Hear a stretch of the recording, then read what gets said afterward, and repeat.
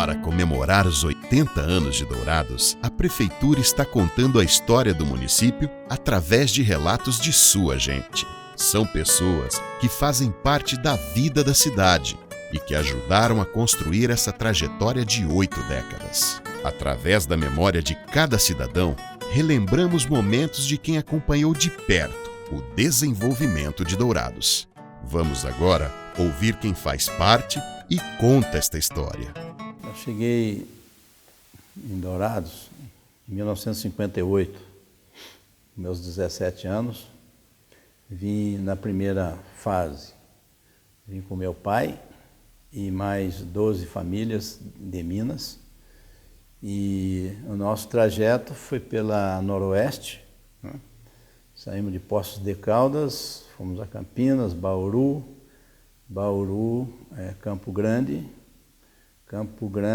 Itaú, porque a estrada do Porto 15 e Porto Epitácio estava interditada há 90 dias, não tinha ônibus, a estrada estava interditada pelas chuvas e uma companhia do Exército que estava fazendo a abertura da BR, movimento de terra, aquela coisa toda, interditou a estrada. Então nós chegamos por Itaú. Na Itaú, meu pai foi até uma serraria que tinha lá dos Targas e arrumou um caminhão daqueles de puxa-tora. Nós subimos nesse caminhão e viemos para a cidade.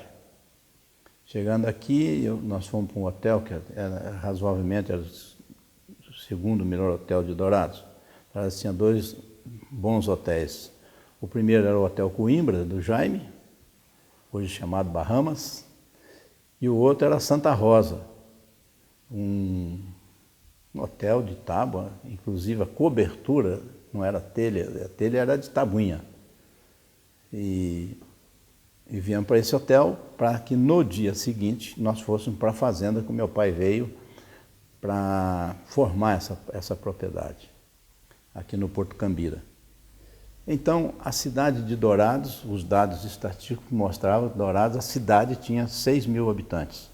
Então, o município tinha 25 mil habitantes. E o movimento maior daqui de Dourados, quem fazia, era a colônia federal, que já tinha, assim, o primeiro núcleo colonial que a divisa era o Rio Dourados, para o lado de cá, vindo aqui para a região do Panambi e Douradina, Indápolis e Vila Vargas, e a segunda zona do núcleo, que foi uma implantação em seguida, e que pegou Glória de Dourados, aquela região lá. Mas o movimento maior para a cidade, quem dava eram os colonos, e 90% deles de origem nordestina. Então, nós fomos para a zona rural, inclusive uma passagem, meu pai me deixou para ir mais tarde para pegar vacina de gado para levar para a fazenda.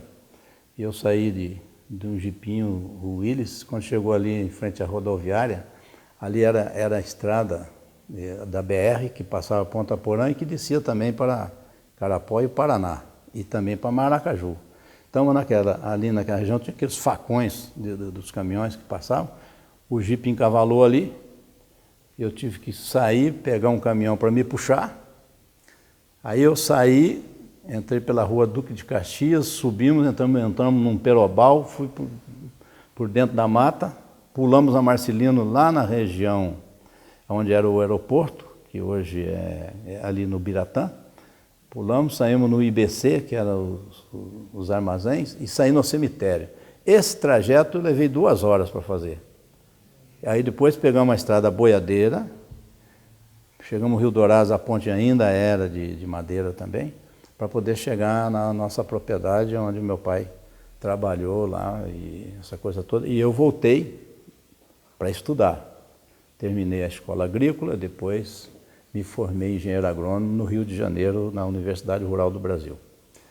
Então, nós podemos observar o crescimento de Dourados, de umas vezes que vim nas férias, aí eu pegava já o ônibus aí da Queiroz em Campo Grande, e me lembro, numa dessas aí, nós viemos, chegou ali no Inhanduí, Saímos de Campo Grande 5 da manhã, chegamos em Anduí 6 horas da tarde.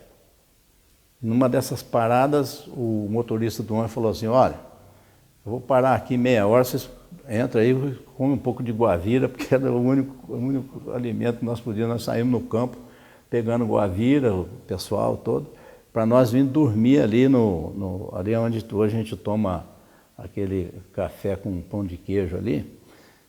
Aí o motorista perguntou para o proprietário lá, o senhor tem condição de 8 colchões? Nós temos 8 mulheres com criança para dormir ali no restaurante e os homens dormiam no ônibus.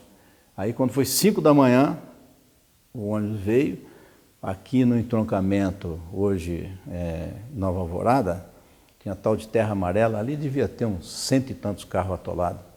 Mas o ônibus tinha prioridade, então tinha um trator que ia lá, puxava e a gente acabou chegando aqui. Levava 2 dias para você sair de Campo Grande e chegar aqui em Dourados. Então nós pudemos assistir o crescimento da cidade, o que foi acontecendo em termos de desenvolvimento, né, de produção para a região e para o país. O que eu pude assistir dos meus 17 anos até agora. Eu acho que Dourados teve algumas alavancas de crescimento.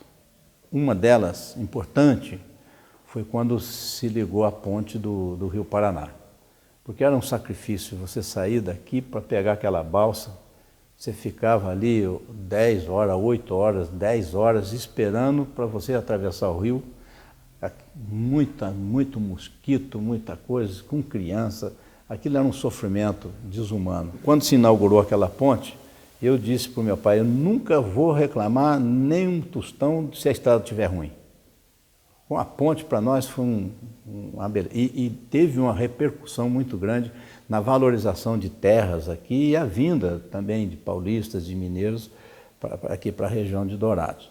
Essa foi uma alavanca. A número 2, você citou aí, foi a energia elétrica que o Pedro Oceano trouxe no governo do Jorge Salomão. Foi uma festa muito bonita, Dourados recebendo a luz elétrica e a televisão preto e branco. Foi junto, o Pedro acionou a chave ligando a luz e imediatamente o sinal de TV preto e branco.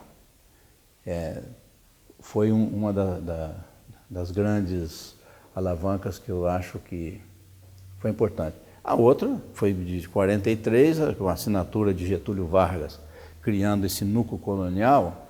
Isso aí foi também uma das partes muito importantes para o crescimento aqui da nossa região de Dourados. Esses 3 ou 4 pontos foram fundamentais, eu acho. Eu tive minha vida quase que 90% ligada muito ao campo, lá nas serras de Minas Gerais. Fui para uma escola agrícola, que eu fiz 1º, 2º, 3º ano primário em fazenda. Aí fiz o 4º e o 5º ano na cidade, em Poços de Caldas. Aí fui para Pinhal, estado de São Paulo, fiz o 1º, 2º, 3º e 4º ano ginasial na escola agrícola, depois os outros 3 anos técnico agrícola e depois fiz faculdade de agronomia. Aí vindo para cá, eu fui para o INCRA, era ainda naquela época. E, então, Dourados tinha o Alfeu de Almeida Veloso, engenheiro agrônomo, ele era o engenheiro da parte fundiária, escrituração de terras, essa coisa toda. E eu fiquei na parte de desenvolvimento rural, eletrificação rural, abertura de estradas, escolas. Eu vim para essa parte do desenvolvimento rural. Então, foi uma época muito importante, assim, e até um aprendizado muito grande. Interessante, o primeiro engenheiro da colônia, nomeado em 1942 por Getúlio, eu tenho até o ato aí do Getúlio nomeando, ele foi o primeiro engenheiro, essa coisa toda. Então, aqui em Dourados tem um marco de cimento na saída aqui para o Panambi. Eu sempre quis, não me deu tempo, eu sempre quis ver se nós podiam resgatar aquilo ali como uma parte da história. Foi ali que o engenheiro botou o teodolito pela primeira vez para sair medindo a grande área de terras para poder ter aí 10 mil lotes, né, de 30 hectares, 300 mil hectares de terra, um dos maiores projetos de reforma agrária do país. E o primeiro, a colônia de Dourados, foi o primeiro projeto de reforma agrária do Brasil. Lembro, Dr. Jorge Aguirre, Dr. Jorge Aguirre. E ele foi meu professor no Rio de Janeiro. O último ano que ele lecionou, ele lecionava meteorologia, clima, essa coisa toda, e ele foi meu professor. E aí, quando ele viu que eu era de Dourados, então nós nos aproximamos muito a conversa. Agora, quando já fiz 50 anos de formado, hein? Eu fui ao Rio de Janeiro e encontramos com as turmas anteriores à minha turma e turma posterior da minha. Então foi uma festa muito bonita lá na universidade. E aí eu estou quietinho lá num canto, de repente um deles lá falando que quem ia falar para os ex-alunos era o Zé Elias Moreira. Eu falei, poxa, mas vocês que estão morando mais aqui no Rio, com mais contato, mas eu fui lá para falar. Eu não tinha jeito de falar sobre a nossa turma, nosso trabalho, praticamente o processo de desenvolvimento mesmo agrário, com tecnologia, iniciou a partir de nós. Né? Eu não tinha jeito de falar, não citar a colônia e não citar Aguirre. Quando eu citei Aguirre, o senhor me dá uma parte, eu sou formando, o senhor saiu, eu entrei na universidade. E Aguirre foi meu pai, já falecido, filho, já engenheiro e tal. Poxa, aí quando falou mais umas coisas do pai, aí eu continuei meu discurso lá. Tá. Quando terminou, ele falou, olha, eu tenho todo o acervo do Núcleo Colonial de Dourados, toda a história, meu pai guardou. E eu fui lá em Dourados, não vou citar não, mas fui lá na prefeitura para tentar ver se eu doava esse acervo, mas senti que não ia ter lugar para colocar o acervo. Eu vim com ele de volta. Falou, você podia me dar esse acervo, eu vou botar na universidade. Aí fui lá no grupo de história, fizemos lá um ato, ele veio, trouxe o acervo, e está lá na universidade toda a história da colônia de Dourados, porque lá pelo menos tem lá para os alunos pesquisarem, para saber como é que aconteceram as coisas e tal. Foi muito importante da história. Primeiro, o assentamento de produtores. Esse assentamento, que começou nessa década, aí, sobretudo em 1950 para cá, iniciou um processo de êxodo rural. Nós tínhamos 80% da população brasileira era rural e 20% na cidade. Hoje inverteu-se, 80% estão na cidade e 20% está lá no campo. Esse homem que foi expulso de lá pela tecnologia, pelas máquinas que entraram, foi pela falta de educação lá, até no começo, e quando entrou lá, quando fez terceiro, quarto ano primário, que veio para a cidade, a mãe veio tomar conta do filho, o marido não se aguentou ficar sozinho lá, também acabou vendendo, acabou vindo para a cidade. Aí veio fazer o que aqui? Ser frentista de posto, limpador de carro e não sei o quê. Não é o guardas, então, não é no que ele foi criado. Aí virou sem terra, tem que voltar, que é o que ele sabe fazer. Mas chega lá no campo, no tempo dele era com burro, era com cavalo, era no machado. Hoje são as máquinas de novo, ele tem que passar por um certo treinamento para que as coisas funcionem certo. Né? Então, Dourados serviu disso. E Dourados serviu mais uma coisa, da história. E eu não sei se foi Arthur Bernardes, presidente, que a ONU fez uma proposta para o Brasil de perdoar a dívida do Paraguai. Porque com a guerra do Paraguai, o Paraguai ficou devendo para o Brasil um valor que eles seriam eternos escravos do Brasil. Nós seríamos imperialistas em cima deles lá para o resto da vida. a ONU fez uma proposta para o Brasil de pegar uma faixa de terra em troca da dívida. Essa faixa de terra pega aqui no Rio Vacaria para cá, desce, vai a Sete Quedas aí, e pega Sete Quedas e vai subindo, vem Bonito, vem essa região aí. Isso aí era tudo Paraguai. Essa faixa de terra, pelo valor que entrou na época, ela entrou com 1% da dívida. E o Brasil perdoou 99%. E ficamos com essa faixa de terra. Com a colonização, nós fomos povoando isso aqui.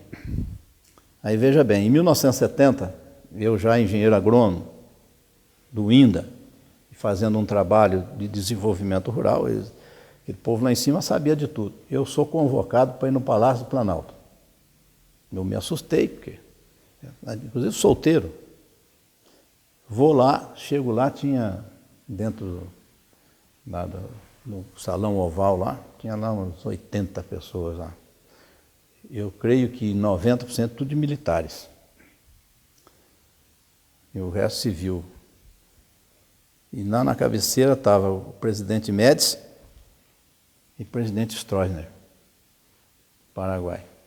Qual era o assunto? Nós tínhamos que povoar mais essa região. Por quê? Tinha uma ONG trabalhando para tomar as terras de volta, com o olho na Itaipu. A Itaipu vem mais tarde. Então, o Stroessner era a nosso favor. Não, o Brasil já deu para o Paraguai o que tinha que dar. E nós vendemos essa terra, foi um acordo feito pela ONU, está tudo certo. E nós temos. Foi nesta oportunidade que abriu para os brasiguaios, terras baratas lá dentro, mas o Brasil financiando o Paraguai para os brasileiros comprar lá, com 5 anos, sem juros, sem nada, para estimular, encher de brasileiros lá.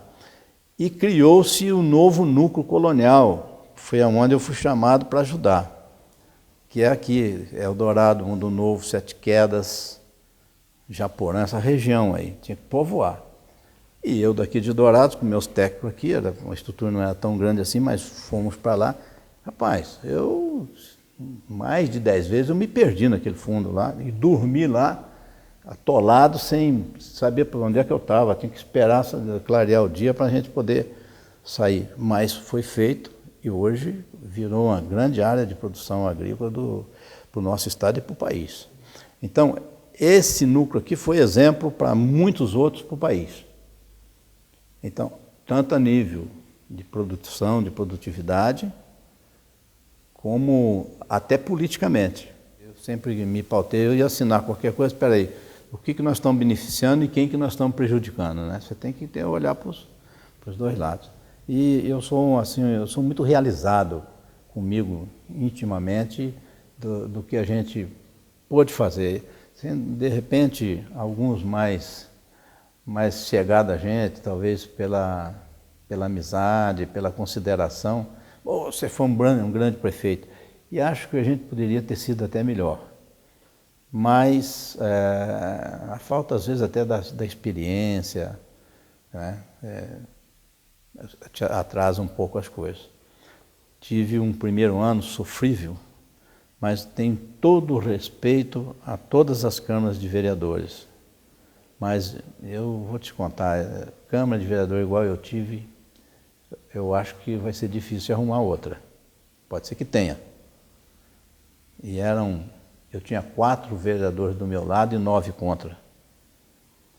E sofri demais o primeiro ano.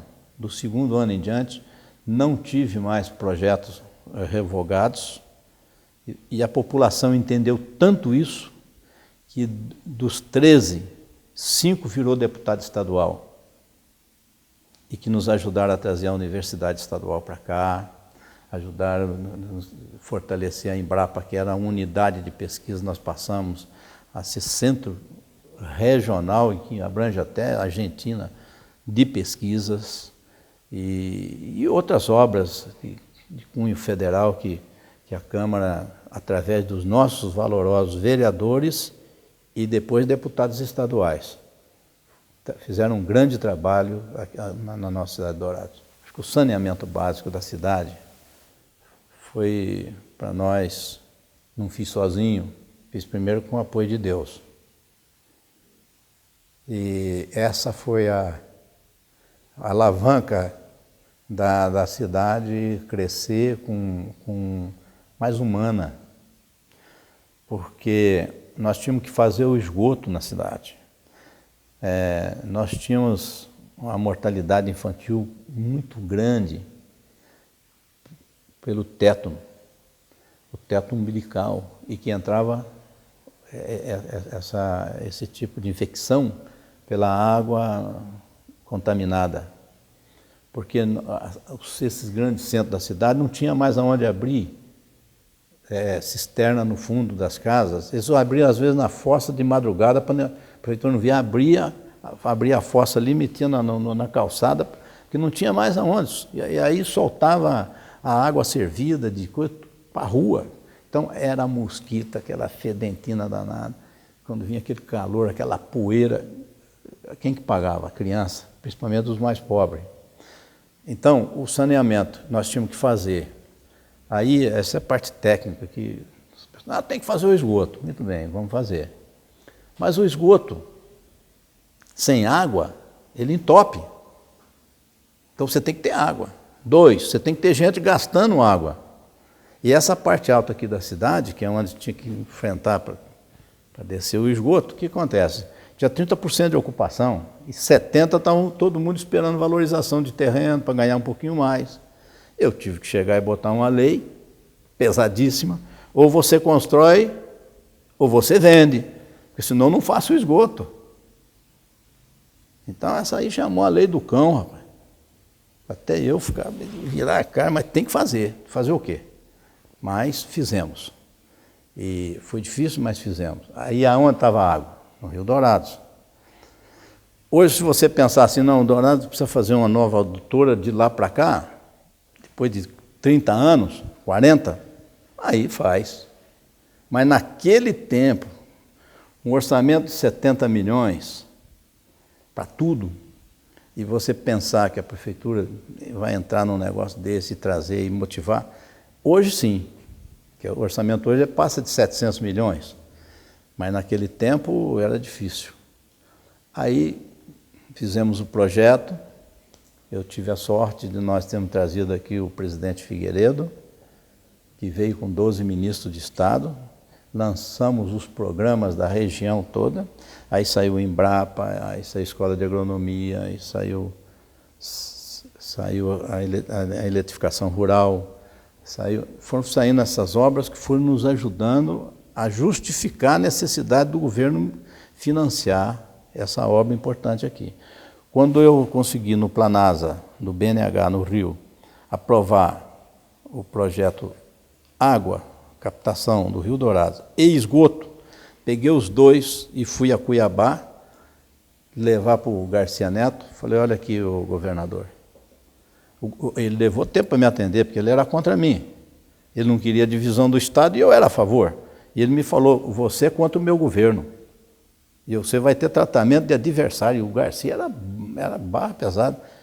Eu vou pagar, eu sei, mas vou pagar. Mas eu levei lá. Quando ele olhou, junto com o filho dele, que era presidente da Sanemate, Luiz o nome, ele falou assim, rapaz, eu precisava pelo menos uma meia dúzia de prefeitos desse. Eu falei, mas obrigado pela consideração, mas está aqui, o senhor abra a licitação, porque os recursos estão alocados. E aí, então, nós pudemos ir tocando as outras obras, esperar fazer primeiro a parte de esgoto, essa coisa toda, para a gente depois ir pavimentar, né? Primeiro, traz um desconforto muito grande. Você está fazendo uma tubulação, vamos supor que não é nem com água. Você vai fazer a tubulação de galeria lá. Aí, mas está o cano d'água lá, estoura o cano d'água, a dona de casa que está aqui fazendo o almoço já não vai poder fazer almoço com aquela água. Acabou a água, como é que é? Vai para cima de quem? Do prefeito. Mas você tem que fazer. E você tem que pagar esse custo. Né? Mas o Lerner me disse, quando foi assinar comigo, ele perguntou assim, qual o seu objetivo político? Eu falei, ser prefeito. Não, futuro, prefeito. Ô Zé, não vai ser mais, não, eu quero só ser prefeito. Ele falou assim, é por isso que eu vou assinar, e vai ter que ter coragem. 30 anos depois, vamos olhar, mas espera aí, por que saiu isso, por que saiu aquilo? Você está enxergando as coisas muito lá na frente, e que aqui atrás, o desconforto que traz, a coisa toda, o camarada quer rapidez nas coisas dele, nos negócios dele, e isso não é rápido. O projeto de urbanização da cidade, a lei do uso do solo, os códigos de postura, código de obras, o plano diretor. Esse plano diretor, a durabilidade dele prevista era para 20 anos, para esperar a cidade se amoldar, crescer dentro do plano. Você pode ver que há umas ruas que são pistas de 6 metros de acesso às residências, a área residencial. Por que você precisa botar 2 pistas para ter acesso à sua residência? Para carro passar com alta velocidade, criança que sai na porta da casa ser atropelada e pagando muito mais caro. Dourados, uma cidade quente, o asfalto fixa o calor. Aí, ao invés de calor de asfalto, você tem uma área verde para poder amenizar esse calor. Então, o meio ambiente funcionando aí nessa coisa toda. Então, esse plano diretor tinha 20 anos. Por quê? Porque a cidade começa a crescer, você pode ver que há muitas áreas de residência que já virou comércio. Essa parte foi forçando. Então tinha que ter um reestudo com 20 anos depois. Isso estava previsto de fazer, mas não fizeram. Não sei quem não fez, nem por que não fez, mas tinha que ter sido feito. Então, esse projeto foi feito com estudo de longo prazo. Mas em 20 anos tinha que fazer uma readequação para poder, plano diretor isso. Então isso é muito importante. E paralelamente a isso vieram as outras coisas que eram importantes para a cidade. Distrito industrial, criamos lá fora. Desapropriei assim, amigavelmente, mas compramos 500 hectares de terra para fazer o distrito industrial, para que as indústrias fossem tendo algum lugar para ficar. E botamos lá 15 quilômetros fora da cidade para poder não dar aqueles transtornos, né? Que normalmente traz as indústrias dentro da malha urbana.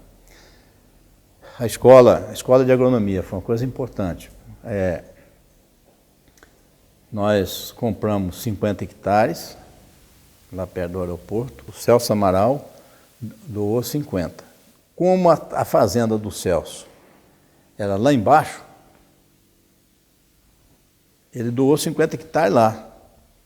E eu estava numa hepatite, peguei uma hepatite, fiquei 20 dias dentro do hospital. O reitor da universidade era contra a agronomia vir para cá, marcou a reunião de decisão no dia que eu estava hospitalizado, que eu não podia, estava até incomunicável.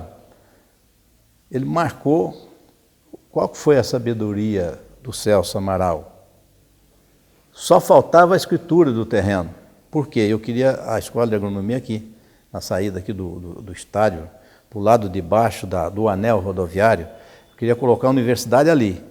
E a agronomia com frente para a Embrapa, porque aí já unia as duas ali. Então, no meu projeto era ali. Mas eu tinha acertado com o proprietário, que era um senhor lá de Santa Catarina, proprietário. Ele falou, daqui a um mês eu venho aqui. Coincidentemente, eu acabei indo para o hospital e o reitor marcou a decisão, só faltava a escritura, o resto estava tudo, nós tínhamos os quadros todinhos das exigências para se criar a escola de agronomia, estava cumprido, porque eu nomeei uma comissão sob a presidência do José Cerveira, mas que tinha a Lore, que tinha a Chil, que tinha Sirionice, que tinha aquela mulher do Zé Vasconcelos, lá, Luísa Vasconcelos, Achille, Luiz Antônio, enfim. Esse pessoal correu o Estado, porque ia ser aprovado no Conselho Universitário. Nós tínhamos que ter os votos lá. Então pegaram o projeto prontinho. Então até faltava professor de matemática. Não tinha, e eu tinha credencial de matemática. Eu estava lá no hospital, falou, será que você não assina para nós? Eu falei, pode me pôr aí, tanto é que eu estou no quadro da Escola de Agronomia com professor de matemática, para não faltar nada. Aí, mas falta a escritura, o Zé Heleno não conseguiu ainda a escritura do homem lá de Santa Catarina. Aí o Celso Amaro falou, eu vou doar esses 50 hectares, nós vamos perder essa escola. Bom, então você doa. Ele pegou, doou 50 hectares, lá. Eu saio do hospital, estava a encrenca feita. Falei, mas rapaz, botar essa escola lá é transporte, é tudo, fica mais longe, tá mais. Como é que Mas o Celso fez um ato importante também, não posso tirar o valor. Aí eu falei, mas lá no fundo não. Aí eu chamei o Carvalhinho. Seu Carvalho, o Celso tem 50 hectares lá, o senhor não troca, e é vizinho, é lindeiro. O senhor fica com 50 dele e me doa 50 hectares aqui, tá certo? 50 ali. E eu compro 50 do senhor. Dá 100. Ele fumando, né? Ele fumava para danar, né? Ele falou assim, mas você me compra? Eu compro. E quem que vai pagar? Eu falei, a prefeitura. Não vendo. Para a prefeitura eu não vendo. Eu falei, mas você não foi prefeito? Fui. É por isso que eu não vendo. Não vai me pagar. Eu falei, seu Carvalhinho, vamos fazer o seguinte, pergunte a Juricaba. Senhor Juricaba, o preço é tal, tá bom esse preço para o senhor? Tá. E para mim também tá. Então faz 10 promissórias no meu nome. Eu vou pagar, eu assino as promissórias. Aí eu vendo. E aí fechamos 50. A prefeitura pagou 50 hectares, o Celso lá de baixo permutou com o Carvalhinho e fez 100 hectares ali. Aí o que acontece? Com a Constituinte, o Walter entrou com o projeto para trazer a Universidade Estadual, porque na divisão do Estado ficou lá assim, fica criada a Universidade Federal de Mato Grosso do Sul. Ponto final. Universidade Federal. E cadê a estadual? Ficamos quietos. Nós tínhamos 5 vereadores dourados e 10 na região. Chamei os 15, aqui ó, é aqui. Votaram, não tiveram jeito de não trazer a estadual para cá. Então a jogada política é fundamental nisso tudo. E nós tivemos essa unidade naquele tempo. Nós tivemos uma coisa importante. Eu aprendi muito. Judô, você aprende judô, é um dando golpe no outro, né? O Totó me deu tanto golpe, rapaz, que eu acabei aprendendo. Você está entendendo? O Totó era sabido. E honesto. Honesto. Eu entrei lá, tínhamos treta lá dentro da prefeitura, não. Mas ele politicamente ele era sabido. Quando o Pedro mandou o Massal aqui para ser candidato a prefeitura, que seria uma boa, mas ele falou, peraí, aqui tem chefe. Fala para o Pedro que o Novo Mato Grosso dele começa e termina no Rio Brilhante. De lá para cá sou eu que mando aqui, ó. Aqui não. Pedro ficou puto da vida com o Totó e não sei o que e tal. Mas não deixou, ele lançou o Marcha Lenta, perdeu para o Salomão, mas Dourado, quem decidiu era aqui. Pedro veio com tchê aqui uma vez aqui, falei, não senhor, aqui não. Aí veio com 6 secretários de Estado e virou aquele buchinho danado, estou rompendo. Não, pelo amor de Deus, não faça isso comigo. Então o senhor me respeite. Eu não aceito o senhor passar por cima de mim de jeito nenhum. Se eu passar por cima de mim, você está passando por cima de Dourados. Aqui não. Agora, quem decide a eleição aqui há muito tempo é Campo Grande. E cadê o cara que bate na mesa? Aqui não, o seu governador. O líder fulano de tal. Aqui não, peraí. Deixa eu ver como é que vai ser. A minha tribo é essa, ela vai decidir, a outra tribo decide ali, mas é entre as nossas tribos que nós vamos decidir. Ganhando ou perdendo. O ganhar ou perder faz parte do processo democrático. Mas eu fico entristecido de ver a nossa Dourados não ser comandado pelos douradenses. Realmente, eu até pedi à Secretaria de Educação e Cultura que criássemos um museu de Dourados, não só de materiais, mas de imagem, de som, pegar a história anterior, essa que eu comecei a contar aqui, do começo de Dourados, com 6 mil habitantes, mas nós tivemos aqui antes de Dourados, chamado Dourados, antes, quando era São José dos Dourados, lá atrás. Nós tínhamos gente aqui que viveu aquela época, a época da erva mate, né? Dos babaquás. Então, nós não podemos apagar a memória de tantas pessoas que fizeram tanto por Dourados. Eu fiz uma parte, mas, poxa, para trás, eu quando cheguei aqui, o Vivaldi era o prefeito de Dourados. Eu sei que ele fez nessa área social um benefício imenso para a população de Dourados, para aqueles que eles não saíssem daqui, ficassem aqui. Né? Aí vieram os outros prefeitos, todos, cada um deu a sua contribuição aqui para o desenvolvimento. E nós passamos por lá, deixamos a nossa marca, com algumas obras fundamentais, mas uma coisa interessante dentro dessa reforma todas que nós fizemos e que foi criando, nós tivemos uma festa junina, começou na praça, para ajudar as entidades não tinham dinheiro para nada e a prefeitura com dificuldade, mas fizemos aquelas promoções, né?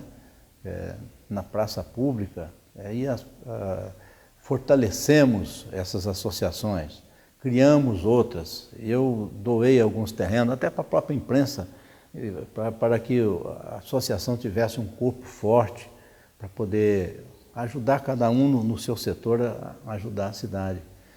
E o primeiro dia da minha administração, a primeira assinatura que eu fui fazer lá, o senhor precisa assinar aqui 8 vezes 3 maços de prego.